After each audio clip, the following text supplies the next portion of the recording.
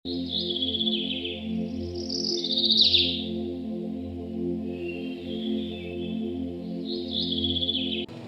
காலைல வசனம் பாருங்கள். கவலைப்படுகிறவங்க துன்மார்க்கனா, ஆனால் அவன் ஸ்தோத்திரம் அதை ஒடுக்குமா.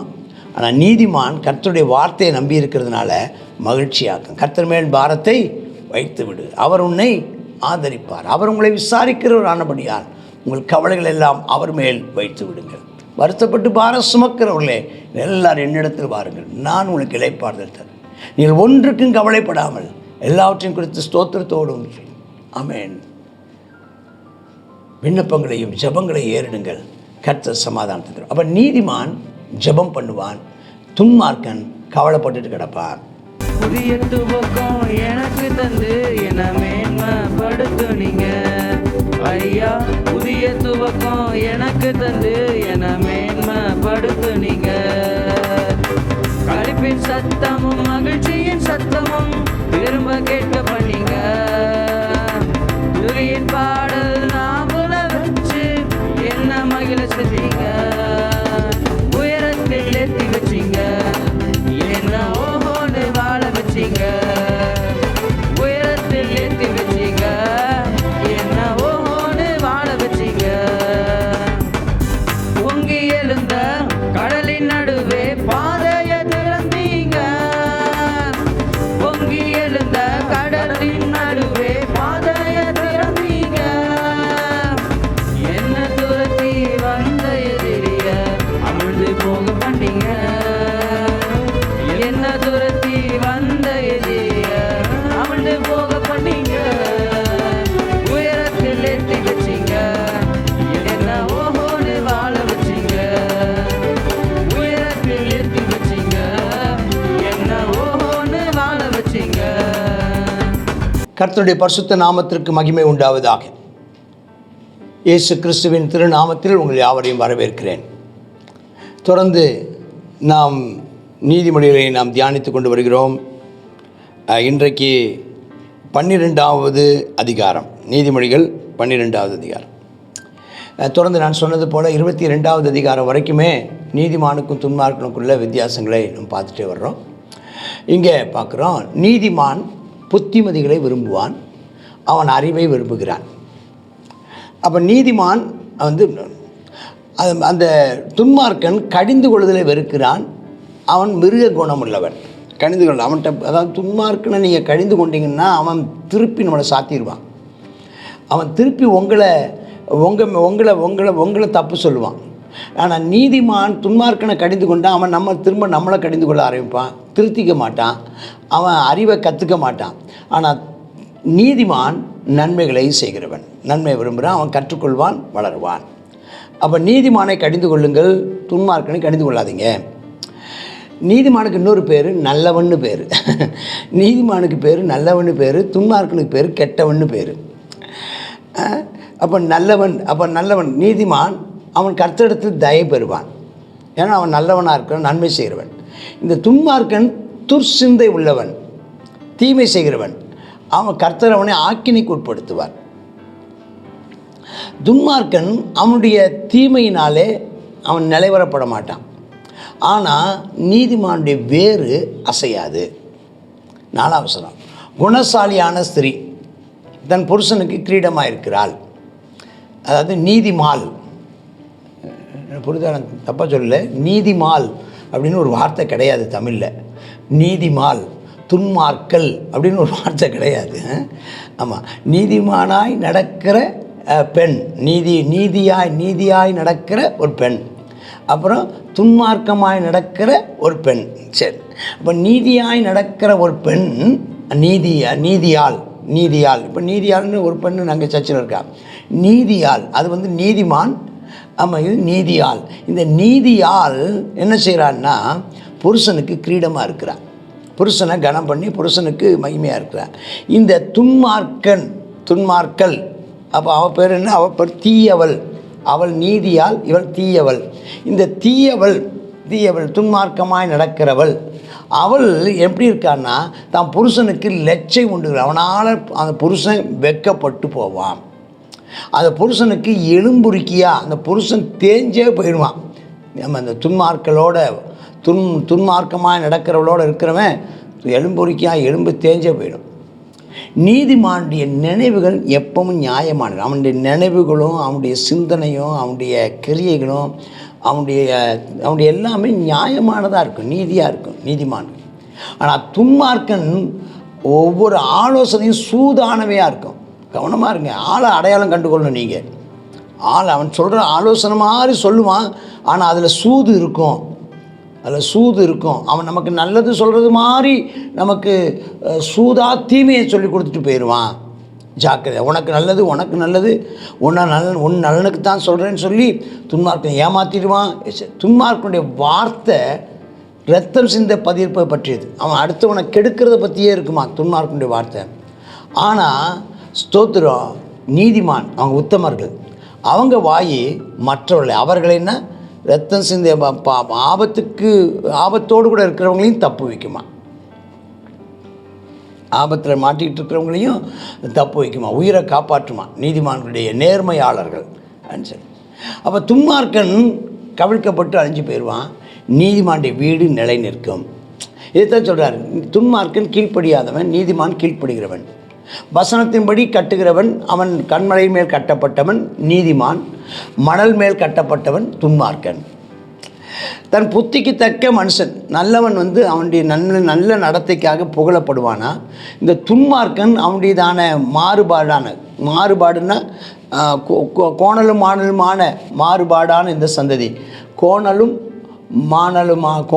மாறுபாடான சந்ததி, கோணலும் மாறுபாடான அவன் துன்மார்க்கன், இகழப்படுவான். நீதிமான் ஆகாரம் இல்லை. அது நீதிமான் 9வது வசனத்தில் சில நேரங்களில் துன்மார்க்கனை பற்றி ஃபஸ்ட்டு சொல்லப்பட்டிருக்கும், நீதிமானை பற்றி 2வது சொல்லப்பட்டிருக்கும். சில நேரங்களில் அந்த வசனத்தில் நீதிமானை பற்றி முதல்ல சொல்லப்பட்டிருக்கும், துன்மார்க்கனை பற்றி பிந்தி சொல்லப்பட்டிருக்கும். இந்த 9ஆம் வசனத்தில் யாரை சொல்லப்பட்டிருக்கிறது? துன்மார்க்கனுக்கு அவனுக்கு சாப்பாட்டுக்கே வழி இல்லை. அவனுக்கு சாப்பாட்டுக்கே வழி இல்லை, சோறே கிடையாது. அவனுக்கு ஒரு சரியான நல்ல சம்பளம் கிடையாது, நல்ல ஒரு வருமானம் கிடையாது, நல்ல ஒரு வேலை கிடையாது. ஆனாலும் தன்னைத்தான் என்னவோ பெரிய ஆள் மாதிரி தன்னை என்ன செய்கிறா காட்டிக்கொள்வானா. ஆனால் இன்னொருத்தர் இருக்கிறான், அவனுக்கு ரொம்ப ஒன்றும் பெரிய மற்றவங்க நடுவில் பெரிய கனமெல்லாம் கிடையாது, ஆனால் பணிவிடைக்காரன் உள்ளவன் அப்படின்ட்டுருக்கு. அதை இன்னொரு வசனத்தை பார்த்தீங்கன்னா, பணிவிடைக்காரனை வேலைக்காரன் வச்சுருக்கவன்னு அர்த்தம் இல்லை. அவனுக்கு சாப்பாட்டுக்கே வழி இல்லைங்குது, அவன் எப்படி வேலைக்காரன் வச்சுருக்க முடியும்? அப்படி கிடையாது. அப்படி அர்த்தம்னா பணிவிடை ஆவி உள்ளவன் உத்தமன், பணிவிடை ஆவி உள்ளவன். இது இந்த பொது மொழிபெயர்ப்பில் சொல்லும்போது, வீட்டில் உணவு இல்லாது இருந்தும் வெளியில் பகட்டாய் திரிவோரை விட தம் கையால் உழைத்து எளிய வாழ்க்கை நடத்துபவரே மேல் அப்படின்னு இருக்குது. நல்ல வார்த்தை இல்லை? நீதிமான் மிருகஜீவனை கூட காப்பாற்றுவான். நீதிமான் மிருகஜீவனை குறித்து அக்கறை உள்ளவன். தன்னுடைய மாடு உழுகிற மாட்டுக்கு நல்ல சோறு போடுவான். அது மாதிரி ஆடு மாடுகளுக்கும் அவன் கவனம் செலுத்துவான். அவன் மிருக ஜீவனையே காப்பாற்றுக்கணும்னா மனிதர்களை எவ்வளோ தூரம் அவன் அக்கறை எடுத்துக்கொள்வான். நீதிமான் மிருக ஜீவனை பரிவுடன் நடத்துவான். ஆனால் துன்மார்க்கன் இறக்கம்னு ஒன்று இருக்குது பார்த்தீங்களா, துன்மார்க்கனுக்கு ஒரு இறக்கம்னு இருக்குது பார்த்தீங்களா, அது கூட கொடுமையே. அவன் காரியம் ஆகணும். அப்போ ஒரு மாட்டையோ ஒரு ஆட்டையோ அல்லது ஒரு மிருக ஜீவனையோ அவன் ஒரு கடினமாக ஒருவன் நடத்துவானானா, அவன் மனுஷனையும் அப்படித்தான் நடத்துவான். அவன் கொடுமையானவன். சரி, நீதிமான் நிலத்தை பயிரிடுகிறவன். அவன் நிலத்தை பண்படுத்தி பயிரிடுகிறவன், அவன் விதைக்கிறவன், அவன் அறுக்கிறவன், அவன் திருப்தி அடைவான். ஆனால் இந்த துன்மார்க்கன் ஊரு சுத்துறவன், வீணரை பின்பற்றவன், மதிகட்டவன். அடுத்து 12ஆம் வசனத்தை துன்மார்க்கனை பற்றி ஃபஸ்ட்டு சொல்லப்பட்டிருக்கு. துன்மார்க்கன் துஷ்டருடைய வலையை விரும்புகிறான். அவன் அங்கே போய் சிக்கிக்குவான். இந்த துன்மார்க்கனோட போய் சேர்ந்துருவான். ஆனால் நீதிமானுடைய வேறு கனி கொடுக்குமா அப்படின்னா நிறுத்தினா அவன் பிள்ளைகளும் நீதிமானாக இருப்பாங்களா.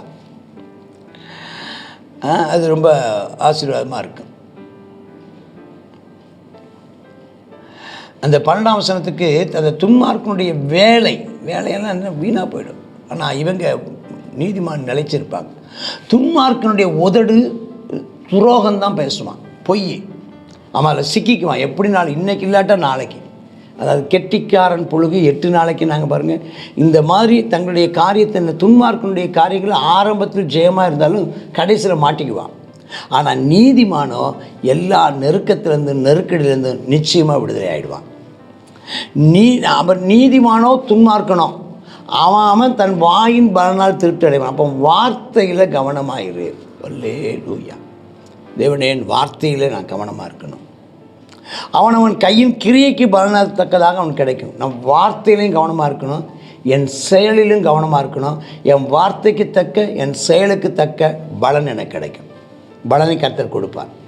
சரி, துன்மார்க்கன் மதியினன். அவன் செய்கிறதெல்லாம் அவனுக்கு ரொம்ப செம்மையாக இருக்கும். நான் செய்கிறது சரி, நான் செய்கிறது சரிம்பான். ஆனால் நீதிமான் அடுத்தவங்கள்ட்ட ஆலோசனை கேட்டு செய்வான். அவன் ஞானம் உள்ளவன். 16ஆம் வசனம், துன்மார்க்கன் மூடன் ஒரு வார்த்தை சொல்லப்பட்டிருக்கு. துன்மார்க்கன் மூடன். அவன் கோபம் சீக்கிரத்தில், இந்த ஷார்ட் டெம்பருங்கிறாங்களே, அதை மாற்றிருங்க. அது துன்மார்க்கனுடையதான ஒரு அடையாளம். துன்மார்க்கனுடைய அடையாளம் கோபம். அது இந்த சீக்கிரம் கோபப்படுற ஆட்கள், ஷார்ட் டெம்பர் ஆட்கள், வேண்டாம் டென்ஷனான ஆட்கள். அது ஆனால் இங்கே பார்க்குறோம் விவேகிகள், ஞானமுள்ளவர்கள் ஆமென், ஸ்தோத்திரம். அவர்கள் என்ன செய்கிறாங்கன்னா, இந்த கோபத்தை கூட என்ன செய்வாங்களா, அதை கண்டுக்காமல் போயிடுவாங்களாம். அவங்க கோபப்பட மாட்டாங்க. 17ஆம் வசனம், நீதிமானை பற்றி இன்னொரு வார்த்தை இருக்குது, சத்திய வாசகன். நீதிமானுக்கு பாரு, உண்மை விளம்பி அவன் பேர். அவன் நீதியை வெளிப்படுத்துவான். அவன்கிட்ட கேளுங்க, நீதிமான்கிட்ட கேளுங்க, அவன்கிட்ட உண்மை இருக்கும். ஆனால் துன்மார்க்கன் பொய் சாட்சி சொல்வான், வஞ்சகத்தை வெளிப்படுத்துவான். துன்மார்க்கன் பட்டைய குத்து மாதிரி பேசுவான். ஆனால் நீதிமான் அவன் பேசினாலும் அது பட்டைய குத்தல்ல, அவன் குத்துறது பட்டைய குத்து. ஆனால் இவன் குத்துவது அவன் ஸ்தோத்திரம் சுகத்தை கொடுப்பது. அல்லேலூயா. துன்மார்க்கனுடையதான கடிந்துரைகளை வந்து என்னென்னா, அது வந்து நம்மளை வேதனைப்படுத்தும். அவன் பேசுகிற வார்த்தை நம்மளை சொல்லி காட்டி ஒன்று. ஆனால் ஞானமுள்ளவன் பேசுகிற வார்த்தையோ நம்ம காயப்படுத்தாது, நம்ம காயத்தை ஆற்றும். அதாவது என்ன சொன்னால், பட்டயம் இருக்குது, ஒரு ஒரு ஒரு ஒரு ஒரு சின்ன ஒரு கருவி இருக்குது, அந்த ஊசி டாக்டர் கையில் இருந்தால் நமக்கு சுகத்தை தரும். அந்த ஊசி நீதிமான் கையில் இருந்தால் நமக்கு சுகத்தை தரும். அந்த ஊசி துன்மார்க்கன் கையில் இருந்தால் தீமையை தரும். சத்திய உதடு, நீதிமானுக்கு இருக்கிற உதடு சத்திய உதடு, அது நிலைத்திருக்கும். துன்மார்க்கனுக்கு இருக்கிற உதடு நாவு, அது பொய் நாவு, ஒரு நிமிஷம்தான் இருக்கும். துன்மார்க்கன் தீங்கை பிணைக்கிறவனுடைய இருதயத்தில் இருக்கிறது, தீங்கை பிணைக்கிறவனுடைய இருதயத்தில் இருக்கிறது கபடாக நடப்பான். கபடான்னா நடிக்கிறான், கபடாய் நடக்கிறார், கபடு. ஆனால் நீதிமான் சமாதானம் பண்ணுவான், அவனுக்கு அது சந்தோஷம். நீதிமானுக்கு ஒரு கேடும் வராதுங்க. துன்மார்க்கன் தீமையினால் நிறையப்படுவான். துன்மார்க்கன் பொய் உதடு அவனுக்கு இருக்குது, அது அருவருப்பானது, கர்த்தருக்கு அருவருப்பானது. ஆனால் நீதிமான் உண்மையாக நடப்பான், கர்த்தருக்கு பிரியமாக இருப்பான். நீதிமான் விவேகமுள்ள மனுஷன். நீதிமானுக்கு இன்னொரு பேர் விவேகமுள்ள மனுஷன். அவன் அறிவை அடக்கி வைக்கிறான். தன் விஷயம் தெரிஞ்சால் கூட அதை ரொம்ப பெருசாக தெரியும் சொல்லிகிட்டு இருக்க மாட்டான். ஆனால் துன்மார்க்கன் மூடன், அவன் மதியினத்தை, அவன் தெரிஞ்ச ஒழுக்கம் அரைகுறையான தகவலை கூட பெருசாக விஷயம் தெரிஞ்ச மாதிரி பேசிகிட்டு இருப்பான். நீதிமான் ஜாக்கிரதை உள்ளவனா, அவன் ஆளுகை செய்வானா. துன்மார்க்கன் சோம்பேறியா, அவன் வந்து பகுதி கட்டுவான்னு என்ன அர்த்தம்னா, கொஞ்சம் கட்டுவான்னு அர்த்தம் இல்லை. பகுதி கட்டுவான் அப்படின்னு சொன்னால் அந்த இடத்துல அடிமையாவான். 25ஆம் வசனத்தில் பார்க்குறோம், மனுஷனுடைய இருதயத்தில் உள்ள கவலை அதை ஒடுக்கும். துன்மார்க்கன் கவலைப்பட்டுட்டே இருப்பான், ஏன்னா அவனுக்கு ஒரு நம்பிக்கை இல்லை. நீ கவலைப்படுறியா, நீ துன்மார்க்கன் போ. நீ காலைல வசனம் பாருங்கள், கவலைப்படுகிறவங்க துன்மார்க்கனா. ஆனால் அவன் ஸ்தோத்திரம் அதை ஒடுக்குமா. ஆனால் நீதிமான் கர்த்தருடைய வார்த்தையை நம்பி இருக்கிறதுனால மகிழ்ச்சியாக்கும். கர்த்தர் மேல் பாரத்தை வைத்து விடு, அவர் உன்னை ஆதரிப்பார். அவர் உங்களை விசாரிக்கிறவர் ஆனபடியால் உங்கள் கவலைகள் எல்லாம் அவர் மேல் வைத்து விடுங்கள். வருத்தப்பட்டு பாரம் சுமக்கிறவர்களே, எல்லாரும் என்னிடத்தில் வாருங்கள், நான் உங்களுக்கு இளைப்பாறுதல் தரேன். நீங்கள் ஒன்றுக்கும் கவலைப்படாமல் எல்லாவற்றையும் குறித்து ஸ்தோத்திரத்தோடும் ஆமென் விண்ணப்பங்களையும் ஜெபங்களையும் ஏறிடுங்கள், கர்த்தர் சமாதானத்தை தரும். அப்போ நீதிமான் ஜெபம் பண்ணுவான், துன்மார்க்கன் கவலைப்பட்டுட்டு கிடப்பான். நீதிமான் மற்ற எல்லாரை காட்டிலும் மேன்மையாக இருப்பான். துன்மார்க்கர்கள் எல்லாரை விட கீழே இருப்பாங்க, மோசமாக. நீதிமான் சோம்பேறி. அவன் கஷ்டப்பட்டு ரொம்ப பாடுபட்டு வேட்டையாடுவான். வேட்டையாடிட்டு வந்தது சமைப்பது இல்லையா. அதாவது என்னென்னா, அவன் வேலையை ஆரம்பிப்பான் ஆனால் முடிக்கிறது இல்லை. வேலையை கஷ்டப்பட்டு ரொம்ப பிரயாசப்பட்டு ரொம்ப முயற்சி எடுத்து வேலையை செய்வான். ஆனால் கஷ்டப்பட்டு வேலை செஞ்சதை தொடர மாட்டான். ஆனால் நீதிமான் ஜாக்கிரதை உள்ளவன். அவன் பொருள் அருமையானது. அவன் என்ன செய்வானா, அவன் கன்சிஸ்டன்ட்னு ஒரு வார்த்தை சொல்கிறாங்களே, தொடர்ச்சியாய் செயல்படுபவன். அவனுடைய பொருள் அருமையானது.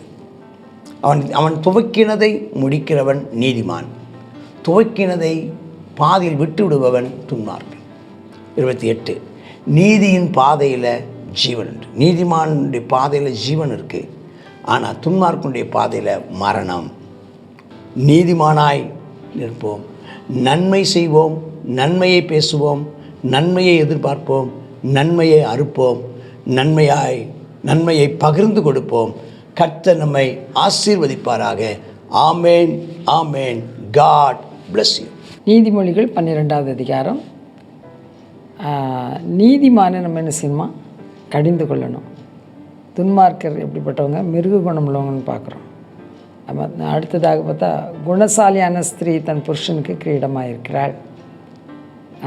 ஞானமாய் நடந்து கொள்ள கர்த்தர் நமக்கு கிருபை தருவாராக. நம்ம வீணரை பின்பற்றக்கூடாது. அடுத்ததாக முக்கியமான அவனவன் தன் வாயின் பலனால் திருப்தி ஆவான் சொல்லப்பட்டிருக்கு. நம்ம அவிசுவாசமான வார்த்தைகளை சொல்லாதபடி கர்த்தர் நம்மை காப்பாராக. ஆமாம், நம்ம என்ன செய்வோம், விசுவாசமான வார்த்தைகளை சொல்லணும். அவிசுவாசமான வார்த்தைகள் சொல்ல என்ன செய்யும், ஆமாம், நம்முடையதான வாயின் வார்த்தை அது என்ன செய்வோம், பலிச்சிடும். அதனால் நம்ம என்ன செய்வோம், நல்ல பாசிட்டிவான விசுவாசமான வார்த்தைகளை சொல்லி நம்ம என்ன செய்வோம், ஜெயத்தை, ஆசீர்வாதத்தை, சுகத்தையும் பெற்றுக்கொள்வோம். பொய் பேசாதபடி கர்த்தர் நம்மை காப்பாராக. ஜாக்கிரதையுடைய கை ஆளுகை செய்யும். எப்போவுமே என்ன செய்யணுமா, நம்ம ஜாக்கிரதையுடையவர்களாய் காணப்பட ஆமென். கர்த்தர் நமக்கு அனுக்கிரகம் செய்தல்வாராக. எல்லாவற்றிலும் நம்ம என்ன செய்யணுமா, ஜாக்கிரதையாக கவனமாக நடந்து கொண்டால் நாம் ஆளுகை செய்ய முடியும். அடுத்ததாக சொல்லப்பட்டிருக்கு, மனுஷனுடைய கவலை அவனுடைய இருதயத்தை என்ன செய்யுமா, ஒடுக்குமா. நம்ம கவலை இல்லாமல் என்ன செய்யணும், நம்ம கர்த்தருக்குள்ளே நம்பிக்கையோடு இருப்போம். விசுவாசம் இல்லாதவங்க தான் கவலைப்படுவாங்க. கர்த்தர் ஒருவர் இருக்கிறார் அப்படின்றவங்க என்ன செய்ய மாட்டாங்க, கவலைப்பட மாட்டாங்க. கர்த்தர் மேலே பாரத்தை வச்சுருவாங்க. அடுத்ததாக ஏற்கனவே சொன்னது போல் நல்ல வார்த்தைகளை நம்ம பேசுவோம். நம்ம அவிசுவாசமான வார்த்தைகளை நம்ம விட்டு விடுவோம். நீதியின் பாதையில் ஜீவன் உண்டு, அந்த பாதையில் மரணம் இல்லை என்று சொல்லி பார்க்குறோம். நீதியின் பாதையை தெரிந்து கொள்வோம். இயேசு கிறிஸ்து நமக்கு நல்ல நீதியின் பாதையை வச்சிருக்கிறார். நான் தான் உனக்கு வழி, சத்தியம், ஜீவன் சொல்லி அவருடைய வழியில் நடப்போம். அதில் நமக்கு நித்திய ஜீவனை கர்த்தர் நமக்கு தருவாராக. ஜெபம். கர்த்தாவே ஸ்தோத்திரப்பா, இந்த நாளிலும் ஆவியானவரே நம்முடைய கிருபைக்கு ஒப்பு கொடுக்குறோம். அப்பா ஸ்தோத்திரம். நாங்கள் அம்மேனப்பா ஜாக்கிரதையாக இருக்கணும். நாங்கள் குணசாலிகளாக இருந்து அப்பா குடும்பத்தை நடத்தி செல்ல கிருபை தாரும். தேவனே ஸ்தோத்திரம். அப்பா வீணரை பின்பற்றாதபடிக்கு காத்துக்கொள்ளுங்க. அப்பா எங்களுடைய வாயின் வார்த்தையில் நாங்கள் நல்ல வார்த்தைகளை பேசுகிறவர்களாய் காணப்பட கிருபை தாரும்.